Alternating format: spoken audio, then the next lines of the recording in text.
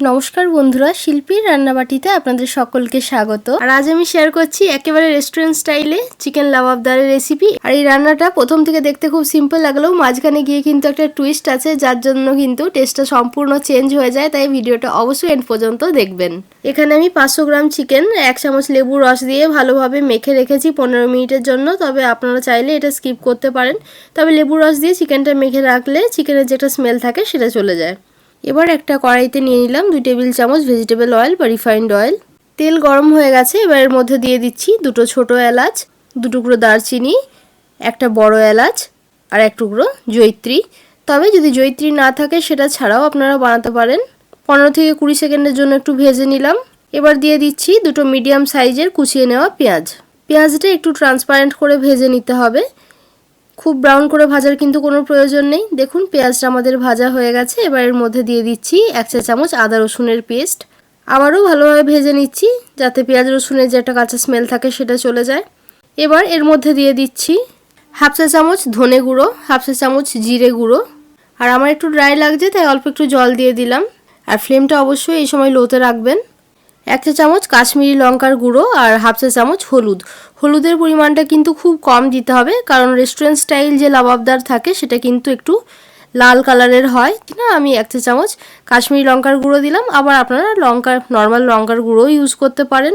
আমার গুঁড়ো মশলা ভালোভাবে ভেজে নেওয়া হয়ে গেছে। এবার দিয়ে দিচ্ছি 2টো বড় সাইজের টমেটোর পেস্ট। টমেটো দেওয়ার সাথে সাথে দিয়ে দেবো 1 চা চামচ লবণ। তবে লবণটা আপনারা আপনাদের স্বাদ মতো দেবেন। আর দিয়ে দিচ্ছি 1 চা চামচ চিনি।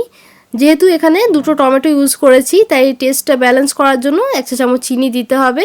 তবে আপনারা খাবারে যদি একেবারেই মিষ্টি পছন্দ না করেন সেক্ষেত্রে স্কিপ করতে পারেন। তবে চিনি দিলে টেস্টটা ব্যালেন্স হয়। আর দিয়ে দিলাম 3টে কুচিয়ে নেওয়া কাঁচা লঙ্কা। ঝালটা আপনারা আপনাদের পছন্দ মতো দেবেন। দেখুন মশলাটা আমার ভালোভাবে কষিয়ে নেওয়া হয়ে গেছে আর অয়েল সেপারেট হচ্ছে। এই সময় দিয়ে দিচ্ছি আগের থেকে লেবু রস দিয়ে মেখে রাখা চিকেনটা দেওয়ার সাথে সাথে ফ্লেমটা হাই করে দিতে হবে। হাই ফ্লেমে 2 থেকে 3 মিনিটের জন্য চিকেনটাকে কষিয়ে নিতে হবে, যতক্ষণ না চিকেনের কালারটা পিঙ্ক থেকে হোয়াইট হয়ে যায়। আর কষিয়ে নেওয়া হয়ে গেছে। এবার দিয়ে দিচ্ছি 1/2 কাপ পরিমাণে জল। ভালোভাবে মিশিয়ে লো ফ্লেমে ঢাকা দিয়ে দেবো 10 মিনিটের জন্য। আমি এখানে খুব ছোট সাইজের চিকেন ইউজ করেছি, তার জন্য 10 মিনিট সেদ্ধ করেছি। আর আপনাদের যদি খুব বড় সাইজের চিকেন থাকে সেক্ষেত্রে আপনারা কিন্তু আরও 2 থেকে 4 মিনিট আপনারা বেশি সেদ্ধ করে নেবেন। আমার 10 মিনিট হয়ে গেছে। এবার গ্যাসের ফ্লেমটা অফ করে দিলাম। চিকেনটা কিন্তু প্রায় 90% সেদ্ধ হয়ে গেছে। আর এবারে আসছে মেন টুইস্ট। এবার এই চিকেনের পিসগুলো এই গ্রেভি থেকে এক এক করে তুলে নিতে হবে। আর এই ধরনের আরও ইউনিক আর ইন্টারেস্টিং অনেক রেসিপি আমার চ্যানেলে শেয়ার করা রয়েছে, যেগুলোর লিঙ্ক আমি ডেসক্রিপশন বক্সে আর আই বাটনে দিয়ে দেবো। চাইলে আপনারা দেখতে পারেন, আপনাদের ভীষণ ভালো লাগবে। আর দেখুন এই গ্রেভিটাকে এবারে ঠান্ডা করে একটা স্মুথ পেস্ট বানিয়ে নেব। পেস্ট আমার রেডি হয়ে গেছে। এবার কড়াইটা ভালোভাবে ধুয়ে আবারও তার মধ্যে দিয়ে দিচ্ছি 2 টেবিল চামচ ভেজিটেবল অয়েল। আপনারা চাইলে এক্ষেত্রে বাটারও ইউজ করতে পারেন।